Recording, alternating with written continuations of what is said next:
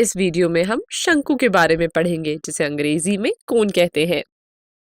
जैसा कि आप जानते हैं कि एबीसी एक समकोण त्रिभुज है। हम यदि एबी को फिक्स कर दें और एसी को रोटेट करें तो ये कुछ ऐसे बन जाएगा। इसी प्रकार हम यदि इसे पूरा रोटेट करें तो ये कुछ इस प्रकार का शेप ले लेगा जिसे हम लंबवृत्तीय शंकु या केवल शंकु कहते हैं। इसमें ए बी शंकु की ऊंचाई है जिसे हम h से रिप्रेजेंट करते हैं। एसी शंकु की तिर्यक रेखा ऊंचाई है जिसमें हमने स्मॉल l से रिप्रेजेंट किया है। बीसी कोण की त्रिज्या है, मतलब बीसी शंकु की त्रिज्या है जिसे हम r से रिप्रेजेंट किया है। और ये मुड़ा हुआ जो पार्ट है ये शंकु का वक्र पृष्ठ है। अब हम लोग शंकु का वक्र पृष्ठीय क्षेत्रफल निकालना सीखेंगे। तो शीर्ष से शंकु के आधार पर एक लाइन ड्रॉ करते हैं AC1 जिसका लेंथ L के बराबर है। एक दूसरा लाइन AC2 ड्रॉ करते हैं जिसका भी लेंथ L के बराबर होगा। तो AC1C2 एक त्रिभुज बन जाएगा।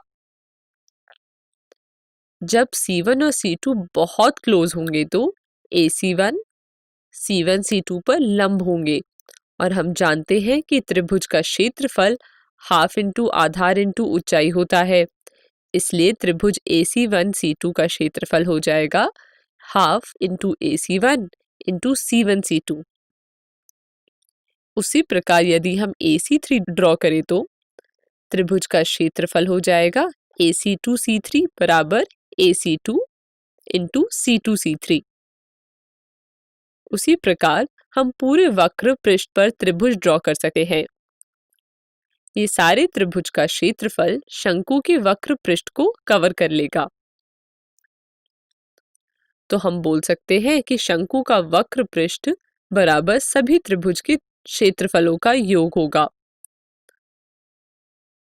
हम देखते हैं कि C1C2, C2C3, C3C4, Cn-1, Cn सारे शंकु के बेस पर है, मतलब आधार पर है, जिनका एडिशन वृत्त की परिधि के इक्वल होगा, मतलब 2πr होगा। उसी प्रकार AC1, AC2, AC3, AC4, AC5, ACn का लंबाई L की इक्वल होगा क्योंकि ये सारे शंकु की तिर्यक ऊंचाई है जिसे हम अंग्रेजी में स्लांट हाइट कहते हैं। जब हम इन संपूर्ण त्रिभुज का क्षेत्रफल ऐड करेंगे तो हमें मिलेगा हाफ L 2πr, जिसे सॉल्व करने पर हमें मिलेगा πrl जो कि शंकु का वक्र पृष्ठीय क्षेत्रफल का फॉर्मूला होता है। अब आप शंकु का वक्र पृष्ठीय क्षेत्रफल का फॉर्मूला अपनी कॉपी में लिख लीजिए। चलिए आगे बढ़ते हैं। अब हम लोग शंकु का संपूर्ण पृष्ठीय क्षेत्रफल निकालना सीखेंगे। जैसा कि हम जानते हैं शंकु का वक्र पृष्ठीय क्षेत्रफल और ये वृत्तीय क्षेत्रफल दोनों को जब हम ऐड करेंगे तो हमें शंकु का संपूर्ण पृष्ठीय क्षेत्रफल मिल जाएगा। तो अब हम लिख सकते हैं कि संपूर्ण पृष्ठीय क्षेत्रफल बराबर वक्र पृष्ठीय क्षेत्रफल प्लस वृत्त का क्षेत्रफल। वक्र पृष्ठ का क्षेत्रफल πrl होता है जो हम पहले पढ़ चुके हैं और वृत्त का क्षेत्रफल होता है πr², जिसे हम कुछ इस प्रकार लिख सकते हैं πr ब्रैकेट में l+r। तो इस प्रकार हमने देखा कि शंकु का संपूर्ण पृष्ठीय क्षेत्रफल का फॉर्मूला होता है πr ब्रैकेट में l+r। इस फॉर्मूला को अपनी कॉपी में लिख लीजिए। आगे बढ़ते हैं।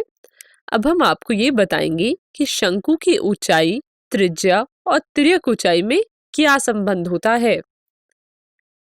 अब हम यदि शंकु की ऊंचाई, त्रिज्या और तिर्यक ऊंचाई को देखें तो हमें एक समकोण त्रिभुज मिलता है। यहाँ पर ABC एक समकोण त्रिभुज है। अब हम पाइथागोरस त्रिक से लिख सकते हैं कि AC² बराबर AB² plus BC²। AB, BC, AC का वैल्यू जो कि L, H और R है, पुट करने पर हमें L, H और R में एक रिलेशन मिलता है। जो कुछ इस प्रकार होगा, L स्क्वायर बराबर h square plus R square. इस रिलेशन को आपको याद रखना है और इसे अपनी कॉपी में भी लिखना है, तो जल्दी से लिख लीजिए। अब तो हो गई बातचीत काफी, अब आता है प्रश्न करने का समय। प्रश्न आपके सामने है। एक लंबवृत्तीय शंकु का संपूर्ण पृष्ठीय क्षेत्रफल ज्ञात कीजिए जिसकी त्रिज्या 7 सेंटीमीटर और तिर्यक ऊंचाई 5 सेंटीमीटर है। इसका हल देखते हैं। हम मान लेते हैं कि शंकु कुछ इस प्रकार का है, जिसमें हमें त्रिज्या और शंकु का तिर्यक ऊंचाई दिया हुआ है। अब हम जानते हैं कि शंकु का संपूर्ण पृष्ठीय क्षेत्रफल का फॉर्मूला होता है पाई आर ब्रैकेट में L प्लस आर, जिसमें L और R की वैल्यू पुट करने पर हमें शंकु का संपूर्ण पृष्ठीय क्षेत्रफल का फॉर्मूला मिल जाता है, जिसे सॉल्व करने पर हमें मिलेगा 264 सेंटीमीटर स्क्वायर। इस प्रश्न का हल अपनी कॉपी में नोट कर लीजिए। धन्यवाद।